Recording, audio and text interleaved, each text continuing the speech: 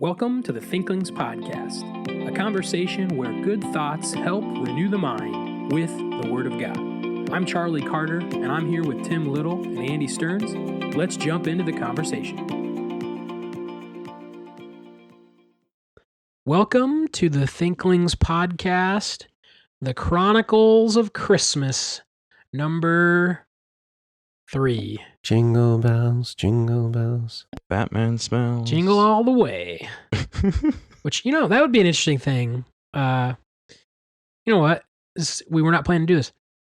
If you're going to watch one Christmas movie with your family. There we go. What's the one Christmas movie Well, I know watch? what one he wants to say. What? Muppets Christmas Carol. You bring it up like all the time. That was actually not on my mind. No? What triggered it was Jingle All the Way was an early 90s Arnold Schwarzenegger Christmas. Put that cookie down. Anyway, so any thoughts? It's a Wonderful Life. No, I don't. That's okay. That's an okay one. Actually, most Christmases, my wife likes to watch White Christmas. Never seen it. Oh, I've never seen it either. It's the musical one? It's a romantic, whatever, but it's the musical one. Yep. And we always skip certain sections. What's that word They're you just used? Dumb. Romantic? What is that? I don't know if it's called a romantic. I don't think it's a comedy. It's just like a drama. I don't know that word. It's a feel-good whatever movie that is worldly from 50 years ago, so it's not. Is that what a romantic is? Feels good but worldly? So anyway, I've shared my movie onto you. So it's hard. You said like we want to watch with your family. So with my little kids, we enjoy the Curious George Christmas movie. That's a good one. We have a Thomas the Train Christmas DVD that we watch on occasion. So I would say like we're kind of in that world right now. We have a Paw Patrol Christmas, but it's just episodes. It's not like a whole. Paw Patrol Christmas. Yeah. They'll be ready on the double. Oh. Yeah. Anyways, I can sing the song. But for Robin and I, we like Christmas with the Cranks a lot. There is one inappropriate scene you have to skip, but Tim Allen's funny. And then we love Elf. Every year I think we watch Elf. Yeah, Elf is it's such a classic. Elf is a classic. Yeah. So I like the old like claymation. Oh, Frosty, or I guess that's not claymation. That was just animation. But kind like of the Rudolph. Yeah. Like those like old school ones. I haven't seen that forever. Yeah. And then there's the one, it's also claymation. I can't remember what it's called. Year Without Christmas, maybe. And it's like the heat miser and the if you remember, any of you guys know what I'm talking about? Okay. Well. Have you guys seen the one where Alrighty, there's like, it's like a Christmas mountain and there's an evil elf who takes it over and like this guy has to go in and save it for Santa. The hero who saves its name is John McClane and the bad elf is Hans Gruber. Man, I can't remember what that one's called. Anyways, I'll probably die before I remember. Live Soft. Something like that. No, that's the debate. Is it a Christmas movie? Do you think Die Hard's a Christmas movie? I mean, it happens at Christmas, and if you want an action movie. I think it is a Christmas movie. It's not clean at all. And it's terrible. that's not the question at hand. Yeah, it's so funny. Like stuff I used to Something's watch. Purity doesn't make it back in the day. Like I go back and watch stuff that I used to watch when I was younger. Oh, I think I saw that on TV, and they edited all the junk out. Well, I watched many a marginal Arnold Schwarzenegger action movie on TV, thinking it was fine, and then renting it later, and it was different, really bad. And it gotcha. I am also of what I would probably consider a minority that thinks Gremlins is a Christmas movie. I've never seen Gremlins. Yeah, it's not worth your time. Okay. I mean, but it is a Christmas movie. People who love it though, they love it. Yeah, it's like if Furby's like morphed and decided to kill everyone. Like that's essentially what it is. It's anyway, like a horror movie. So here it is. But it's a Christmas horror movie. Anyway, that's messed up. Because the original, I don't know if we need an explanation. The original Gremlin that wasn't a gremlin, like an evil one, was like a Furby, like little furry, cute little thing. It was a Christmas gift that someone got for their son. The only rule, it's like I think. Don't feed it after midnight or don't get it wet or something like that. Yeah. Maybe both. And then once you do that, then it multiplies, but they're evil. You get them wet. They turn into like the monsters or whatever. Anyway, but the original one was a Christmas gift. That's why it's a Christmas movie. It takes place over Christmas. So speaking of gremlins, we're going to do book recommendations. It's horrendous. So as we do with our Christmas, we went and looked back. The first time we did this, we just said good Christmas reads. So like books that you might enjoy over Christmas. And then we named it Chronicles of Christmas because that's a fun name. So that's what we're going to do in this episode. We're going to talk about books you should read over Christmas break, or maybe something you might enjoy that are loosely Christmas themed. And by not loose Christmas themed at all. Yeah, exactly. That's what loosely Christmas themed means. I mean, my first year it was read Lord of the Rings because it has trees in it. Yeah, your whole tree theme was really funny that first year. Which, okay, I used the buffet. I'm glad thing. I reminded myself of that. Oh boy. Horrendous. Because I do want to say, for all of our listeners, if you've never read The Lord of the Rings. Oh, you should read Lord of the Rings this Christmas season. Like, if all these other book recommendations mean nothing, you should read Lord of the Rings. Yeah, and if you, I look at my stack here and I would agree with that. I think I'd put Lord of the Rings 100%. over these. Tim's regretting his stack. I'll kick us off with a book that is in Tolkien lore, which is, thank you, Andy, The Adventures of Tom Bombadil by J.R.R. Tolkien. And so Tom Bombadil is a character in the first of the Lord of the Rings books, and we've discussed him on previous podcasts, or I've discussed him in a Books and Business at some point. And what this is this is like it's a standalone, and it's like a book of songs and poems about or involving Tom Bombadil. And so it's not like a narrative. It's almost just poetry, so it's a very different speed. But if you're kind of a little bit more of a Lord of the Ringsy fan than the typical Lord of the Ringsy person, you might enjoy this. It, like I said, rhyming songs, like gives you some more backstory a little bit. Like there's one in here about him meeting and I'll use the word that I think they use, capturing Goldberry. Anyway, but so I think you might enjoy that. If you are a Tolkien fan, you would probably enjoy The Adventures of Tom Bombadil. And so I'll recommend that as a good Christmas read. It's always good to take a look at the new titles that have recently released at the Faith Bookstore. A couple of those would be Is God a Vindictive Bully by Paul Copan. Ooh. So it's an apologetics book. Yeah, that sounds interesting. He's written Is God a Moral Monster? That one came out about 10 years ago. So this is a follow-up. I started it, haven't gotten far, but that might be one to check out. John Piper released another book, What is Saving Faith? So discussing justification. Reflections on Receiving Christ as a Treasure is the subtitle. So I'm not sure what I will think about that one, but when I was at ETS, they gave everybody a copy. So I don't know. It's on my shelves. We'll see if I read it or not. And then I scored big time when I was at the SBL conference. T&T Clark had 75% off on their last day.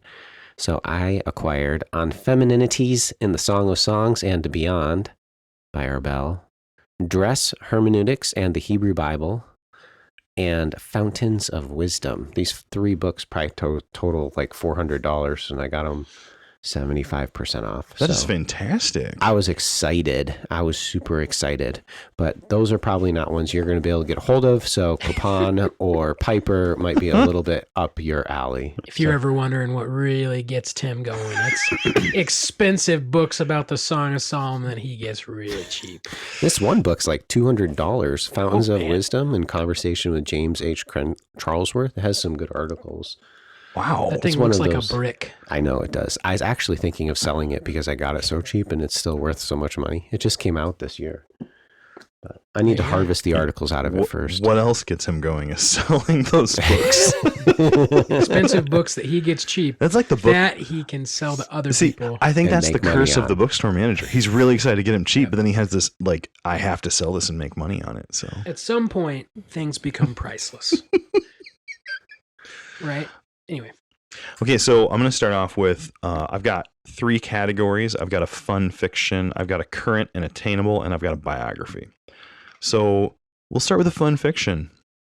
If you have not read Wingfeather yet, this is the perfect time of year to do it. It's a really fun read, and it's a story. If your kids are old enough, I think they would enjoy it. Tim, which of your kids followed you through Wingfeather well? Ages, like... No, they all did, I think. Even the 6 6, 7-year-old. It may have helped that the older siblings were excited about it and enjoyed it. But they all liked Wingfeather. I've wondered about reading that. I didn't know if my 5-year-old would be quite ready for it. She may not be quite ready for Wingfeather, but one of my sons has read Wingfeather like 3 times. Okay. And he is just like obsessed with it. So, listener, I would say that if you haven't read it yet, it's not a hard read, and it's really good. And so if you're looking for something fun to read, grab this and give it a whirl. It's very good.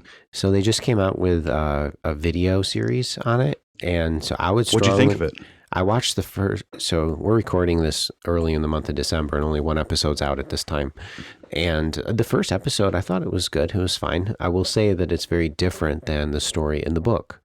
So I would strongly recommend that your children read the book before they watch what is it called? Like a animated series. Animated series. Yeah. I watched 7 minutes of it.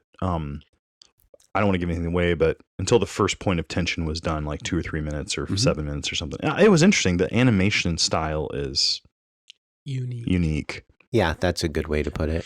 Not a deal breaker, not bad. Mm-hmm. I mean, just as always, read the book. Yeah. Yep. You know, I mean, like, it does so much more in the cultivation of their affections. Well, the story, they cut a lot out. I mean, they just had to. So well, and also the opening scene, I expected it to track right with the book, and it wasn't where the book was. No, not at all. And I thought, they're doing something different, right? And so, which is funny because I thought Peterson would be involved. He probably is. I thought he would stay with, but I wonder if he's trying to like.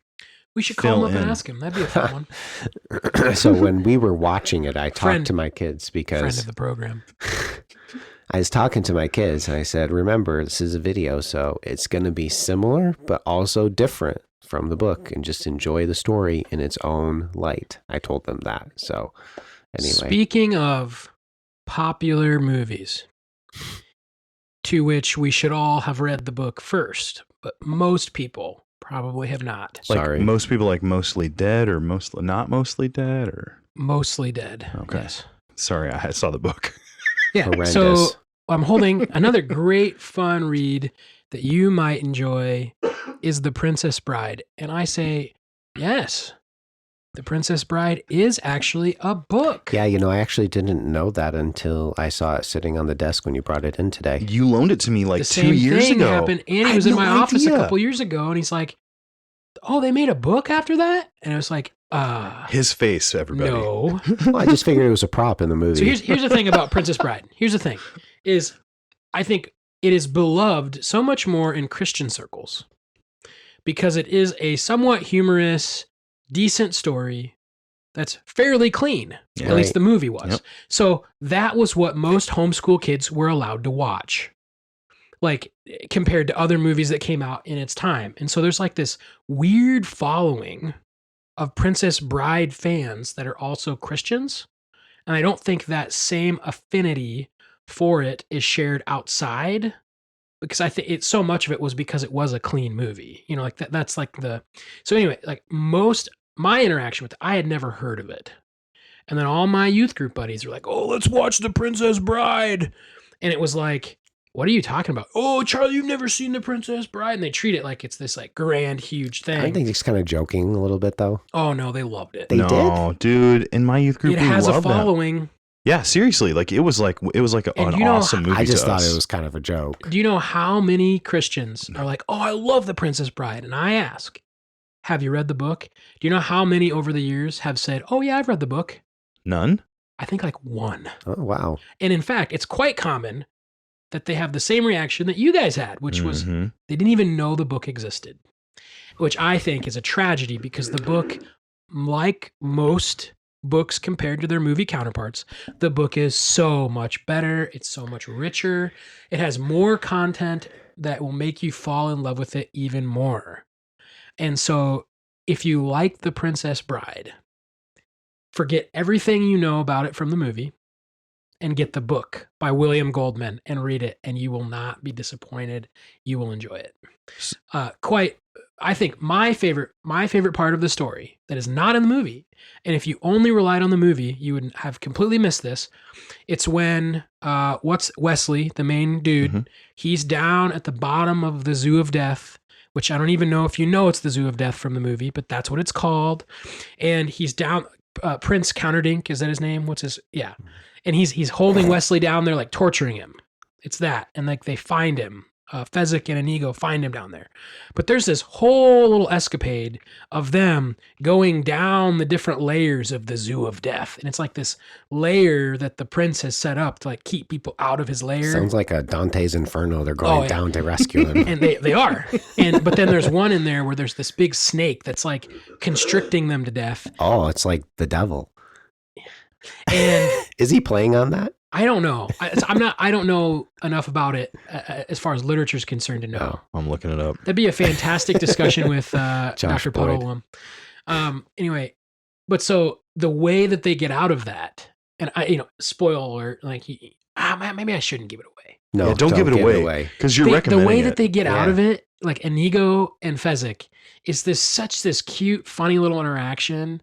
And it's like my favorite little portion of the book, the way that they resolve it. And then he comes back around to it like a couple pages later. It's so like, it's just so enjoyable. And you miss all of that from watching the movie. Like you would never know what happened. And it's like, But anyway, so Princess Bride, I will put it on the goodness scale. I think it's a solid 6. Ooh. Now I haven't read it in a while.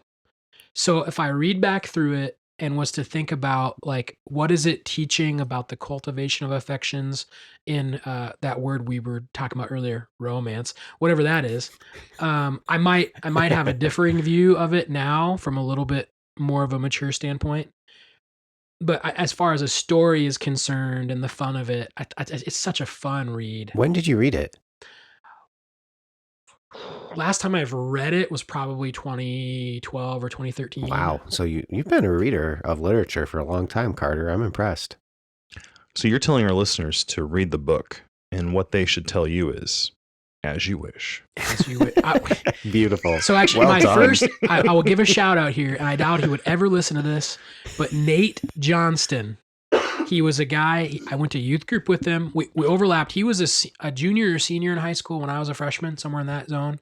We went to church together. We worked at camp together. And that was my first interaction with, I'd seen the movie because I'd been forced against my will to watch this movie with my buddies.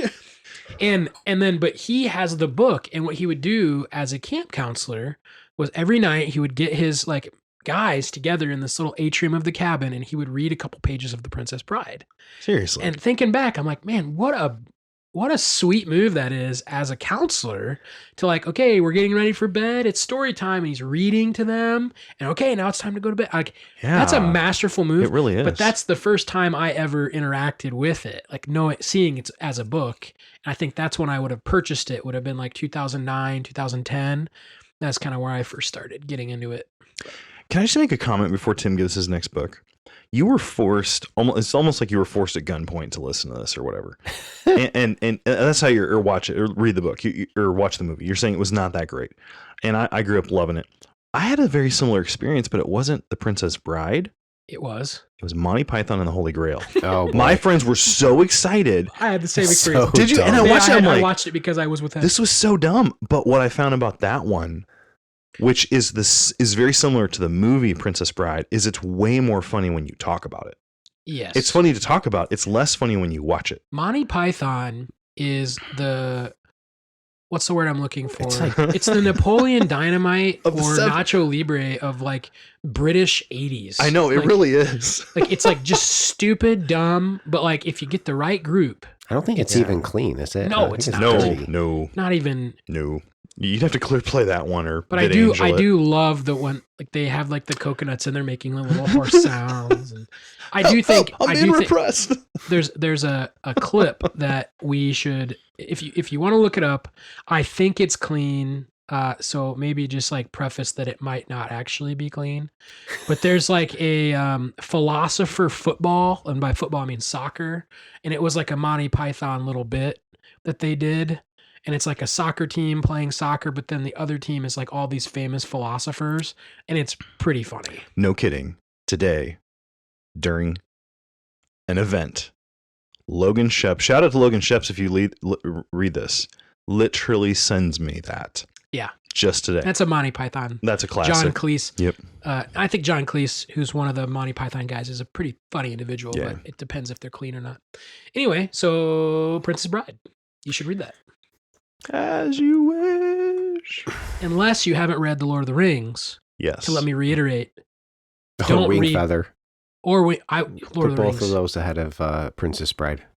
Well, first Lord of the Rings, second Wing Feather, then Princess Bride. So a couple of books I picked up while I was out at ETS. One is After the Revolution by David Ayers, Sex and the Single Evangelical. So this is just a new book that's been released by Lexham Press. He basically outlines what has happened in modern evangelicalism. It's kind of like almost a history. That sounds interesting. He goes back, I guess maybe I should qualify it, but he goes back to the 70s and 80s, I think more the 80s, and how singles it was a mess, and they were not pure. So then he kind of works up to the modern age, and then he provides some framework and principles for churches to promote sexual purity. So, I mean, it takes a high view of purity. I would say that the book is more of a survey. He goes through a lot of statistics. They have early statistics that he was personally a part of. I think it was back in the 80s. I forget the dates. But, and just kind of illustrates how big of an issue purity is with singles. Carl Trueman writes the foreword, and connecting Carl Trueman, remember, he's the one that authored the Strange New World. Strange New World, thank you. And Rise and Triumph of the Modern Self. Right, Rise and Triumph of the Modern Self. So basically how the Christian subculture has bought into this Freudian idea of individualism and why that's creating such a mess in our culture. This book actually discusses a lot of sexual activity and stuff that I would not recommend singles reading. I don't think that that's helpful for them. But for pastors who are kind of wondering what is the state of the evangelical, quote unquote, broad evangelical church after the revolution, I think it can be helpful for them. I've got a second one. I'm going to do two, sorry. The second one is Finding Phoebe by Susan Hyland. This is published by Erdmans. This is a popular level book that's working through what power women had in the New Testament days. So the focus is New Testament.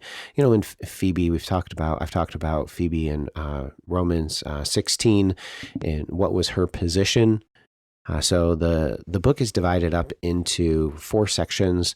Wealth and property. Could women own property? And the answer is yes. And we knew that even from the Old Testament. Women could own property. Naomi owned property, but still that was very rare. And then the use of a dowry in marriage. The dowry gave the woman some security and safety. In fact, if a man wanted to divorce her, then he would have to pay back the dowry. So the dowry was an important component to ancient marriages, and that was something that the wife owned. It was hers. And if she came from a wealthy family, then she could use that. So Finding Phoebe, you know, the subtitle is What New Testament Women Were Really Like. They're seeking to dispel this idea of a patriarchal society.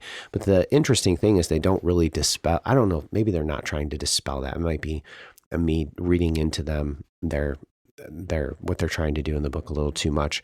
But they make some statements on page 120. I'm not suggesting that husbands and wives viewed each other as equals. That seems unlikely. But the ideal of marital harmony suggested that they valued the ability to balance their interests and work together. And they needed to work together because both had property and social resources at their disposal. And so it's trying to create more of an egalitarian New Testament world, which then they can use to support an egalitarian Christianity. That seemed to be my takeaway from this, and I haven't read the whole thing, but I have read maybe about half of it. And I would contend that's just not supported. This idea of a woman having a voice in the household is a biblical idea. You know, a guy shouldn't just be lording it over her. If that's somebody's idea of patriarchalism, then it's wrong and it's unbiblical. So Finding Phoebe's my second book that I've thrown out there. So my first recommendation was fun fiction. My second recommendation is Current and Attainable, and it is A Student's Guide to Culture by Kunkel and Stonestreet. I've talked about this on Books and Business a while back. It's a good book. It's a book on current cultural trends, like various movements in education, philosophy, but then right down to like transgenderism and homosexuality and that sort of thing. And I would say like 95% of the book I really, really like. Each chapter on a topic doesn't go as deep as some people would want, but it gives you further reading in each chapter to go deeper. So I really found the book to be a wonderful tool. I would recommend it probably like youth pastor. If there's a pastor or youth pastor listening and you want to go through a book on current issues with a teen, or parents, if you're looking for a tool to use with your teens to go through once a week, read, talk about it, and then you want to look for more resources, this would be a great resource for you. It's put out by the guys over at STR. Kunkel, he's an STR, that's Stand to Reason, that's Greg Kokel's ministry. He works at STR. Friend of the podcast. I knew Charlie had to get that in there. And I'm not sure what John Stonestreet does. I'm not sure if he works there or not. I think he's just a co-author. But it's a really good book. I really liked it, especially if you get into that stuff. You'll enjoy it, but it won't be over your head. So, A Student's Guide to Culture by Kunkel and Stonestreet. That reminds me, we had Greg Kokel on a few weeks back, and we talked about one of his books, The Story of Reality. And you still have that in the bookstore, right? No. Yeah, I'm out of stock right now, but when this drops, I bought the last one. I was going to buy 3, and I went in, and stock said 2, and we can only find 1. That right That's there because is I why... had the one. It was bad. You little punk. I returned it, but then somebody else bought it. Oh, come on. How many copies did you have? I only had 2. I couldn't get an order in. I've been busy. I'm sorry. One of the listeners who knows who they are was asking me to pick some up at a family gathering, and I was unable to pick them up. So, listener, you now know who the culprit was. It was not me. It was that. What I was about to say was, I failed.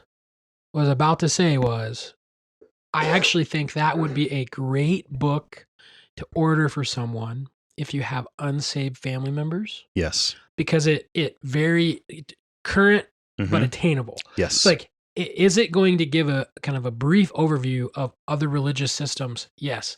But it's not unattainable. Right. And then what it does, I think, really well is it is a story, and you do get into like, why does God come as Christ? Like, why do we have the Son being sent, and getting to the issue of sin and redemption? I think it unfolds really well. And so I think it'd be a good book. I was planning to get it for some friends and family. As like, hey, you should read this. We had him on the podcast. You could listen to it. Like kind of a nice little intrigate, but I'll have to get some ordered. I'm sorry. I'll have to. Sorry. It's partly business. You guys were picking on me earlier about trying to, the issue is this vendor doesn't have sales very frequently, and it's not been on sale. Oh, okay. So I've been waiting, trying to get a deal, and maybe I need to just write them and say, hey, this Send happened. me some books. I need a deal. Get me a deal and make it happen. There we go. They're not very good at that. Anyway, so stay tuned on that, maybe. But so my last book, how I found this book. Yeah, I'm very curious. So there's a couple of places, like Twitter, I think is the place. There's a site called Gear Patrol. And it's just like updates of like interesting gear. Sometimes it's tech, sometimes it's outdoor stuff, whatever. And, depending on the week, depending on the list, you might be interested, you might not be. There was one time, and this is years back, there's a Gear Patrol put out a list, 100 books every man should read. And that just kind of catches you a little bit, and you're like, I'm a man, so what book should I read, And so you pull it up, and this was off of that list, and it is called The Endurance, Shackleton's Legendary Antarctic Expedition. And so I'm just going to read the flyleaf to maybe entice you. This is a historical story. It did happen. It's illustrated, and it's incredibly fascinating. In August of 1914, days before the outbreak of the First World War, the renowned explorer Ernest Shackleton and a crew of 27 set sail for the South Atlantic in pursuit of the last unclaimed prize in the history of exploration, the first crossing on foot of the Antarctic continent. Weaving a treacherous path through the freezing Weddell Sea, they had come within 85 miles of their destination when their ship, the Endurance, was trapped fast in the ice pack. Soon the ship was crushed like matchwood, leaving the crew stranded on the floes. Their ordeal would last for 20 months, and they would make 2 near-fatal attempts to escape by open boat before their final rescue. And so, yes, in the ice pack near 85 miles from Antarctica in 1914, 15, 16, this boat and its captain and its crew are stranded on the ice for 20 months. And yes, they eventually get rescued. And it is fascinating. It is illustrated. So you have pictures of things that happened. I will give just a little bit of a warning.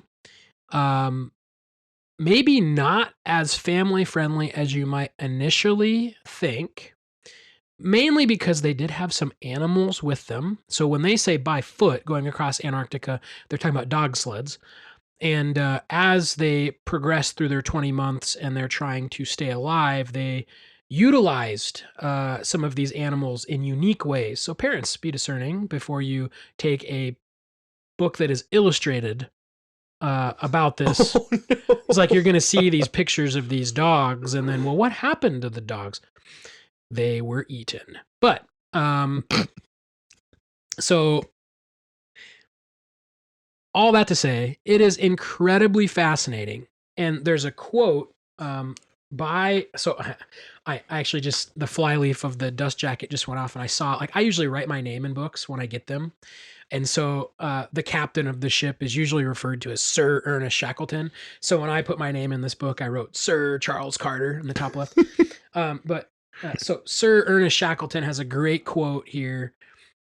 Never for me the lowered banner, never the last endeavor. So it's like, it's a book that exalts adventure and exploration, but also in endurance, the survival of these people through 20 months of like living on the ice, trying to stay alive. It's fascinating. And so if you're into that sort of thing, I think you'd get, well, just to go back to where I found it, it's one of 100 books that every man should read. I so want to read that. That's been on my list before. Yeah, it is. It's, I don't know if I'd call it a classic in the sense of like a literature classic, but I think the story is well known. It's a classic story in a sense. And so I think if you're into history, you want to study, you like studying history, this is a cool little nugget to read. I can't believe they survived 20 months on Antarctica. I believe that it was all of them. I don't think any of them died, but I can't remember. It's, again, that was probably like a 2014, 2015 read. And so they must have had a lot of food that they brought and a lot of dogs, I guess. Woof. Horrendous. Anyway, so yeah, I would rate it because it's kind of a left field type of a book. It's not a heavy thinking type of a book. You're in it for the story. It is kind of motivational in a sense. So given those caveats, I'd give it a strong 4 or a 5, I think. And if you have a family member who's kind of into outdoors or likes to read stories like that, I think it'd be a unique gift to get someone, or a fun wintry read. You know, it's winter, it's ice, it's, all that stuff. Sounds fitting. So I love your left field. And the one I'm referencing, because I think there are multiple, would be by Carolyn Alexander. And probably one of the coolest things about the one I have is the illustrations. So highly recommend getting a copy that has I have the hardcover and it has illustrations. So very cool. My final title is Creative Counterpart by Linda Dillow. So Joseph and Linda Dillow have written Bombadillo? Have written a few different books. And they're pretty well known. They were most well known back in the 70s and 80s. Joseph Dillow wrote Solomon on Sex.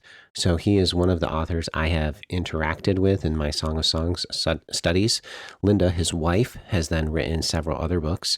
I've been going through a lot of women's titles that are newer, and I've been providing critiques on egalitarianism and how that's kind of infiltrating a lot of these books. And I got thinking, you know what? I should just read an older one. I wonder what maybe an older title might have to say. And so this is one that I happened to pick up for free. This was published in 1986, and then it was repackaged. It has a new cover in 2003, but it's actually very good. I would actually recommend it. Of all of the women's titles that I have read and seen and worked through, this is one of the better ones. The subtitle is Becoming the Woman, Wife, and Mother You Have Longed to Be. She goes through several chapters about just being a Proverbs 31 woman and seeking to love the Lord first, to love your husband second, love your children third, and then ministry and others fourth. She has a chapter on the priority planner.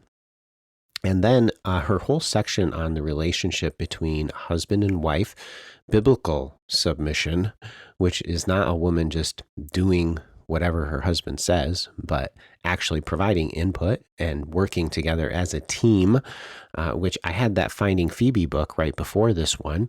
What that book was describing, that was going on within some of those New Testament Greek homes, was biblical submission, where the man was the one that was in charge, but the woman gave her input and the couple made a decision together. But the axe was over the man's head. So her section on the executive vice president, that's who she explains that's what her role is as the wife. She is the executive vice president under her husband. I thought was very good. So she has several chapters in this book. There's very little that I disagreed with. Probably the one thing I didn't like was the psychobabble. She talks about needs and psychiatrists, and I wish it had a stronger biblical base on several of her points. I would say, why don't you go to this passage? You and your husband know this text. Why don't you use it to support what you're saying here? But anyway, this is I was pleasantly surprised. I didn't think it would be this good, but if you are a woman, you've been following a lot of what I've been saying about egalitarianism, well, what would be a good book? This, I would contend, would be a good book, and I would recommend it. Creative Counterpart by Linda Dillow. Would you rate it at all? Yeah. I don't know if we need to rate them all. Yeah, I haven't rated any of my books, but most of them, I don't know how much of them. But that one sounded like maybe rateable. Yeah, this one would definitely be up there. I'd probably put it at, especially for women, I would really strongly recommend that you pick up a copy and read through this one, particularly in light of all of the other junk that I'm constantly talking about. It'd probably be like an 8. I would put it pretty high. Okay. I don't know of another, biblical femininity. There are tons of books out there. I really like You Who, Even Exile. Those are a couple of really good books, but they're more niche and they're hitting specific issues, like You Who, Philosophy, which is one of the issues within our culture. This one is more just a general, what does it look like, even from a very practical perspective? What does it look like to be a wife and a mother? And so it's very different than like those two books. Yeah. That's interesting. Doug Wilson has a book called How to Exasperate Your Wife. Mm-hmm. It's so hilarious. The cover is glorious. Yep. But one of the things that he says in there is essentially, I don't know if he's referencing that book, but he's essentially saying the wife is like the CEO of the home. Right.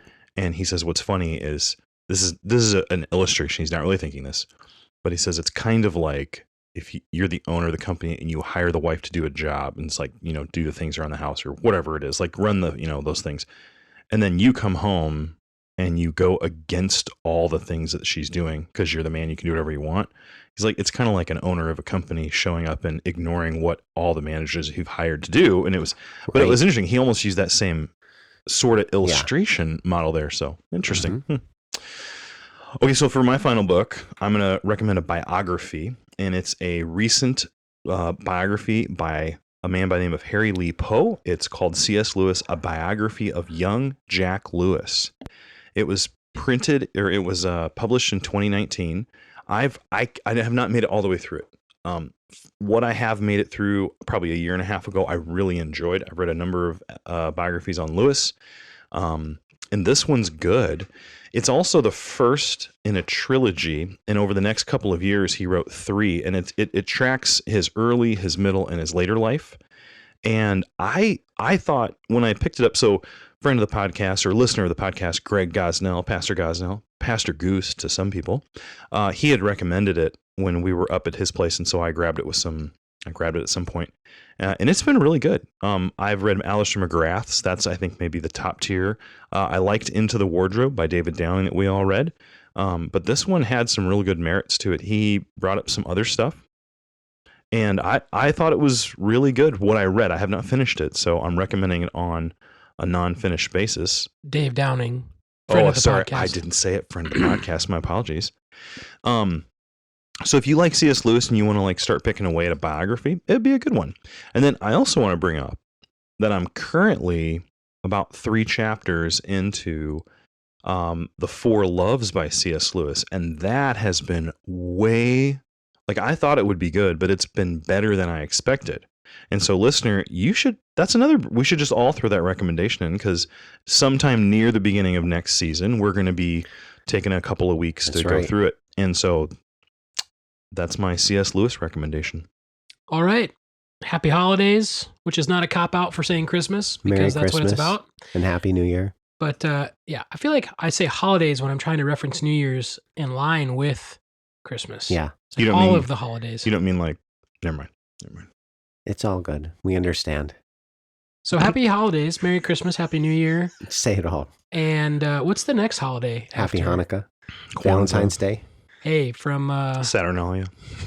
165. We just talked about that because we went through Daniel at church, and the prophecies of Antiochus Epiphanes, and the freedom that the Jewish people got in I think it was 165 is why they celebrate Hanukkah.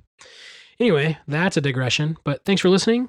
Pick up some of these books, and we will be back next week with a non-Christmas themed episode. So see you then. Thank you for listening to this episode of the Thinklings Podcast. We would love to hear from you. If you have any feedback, suggestions, or potential topics that you'd like us to discuss, you can contact us through our email, thinklingspodcast@gmail.com. Remember, don't let this conversation end with this podcast. Read good books, talk about them with your friends, and always continue to cultivate your mind. See you next time on the Thinklings Podcast.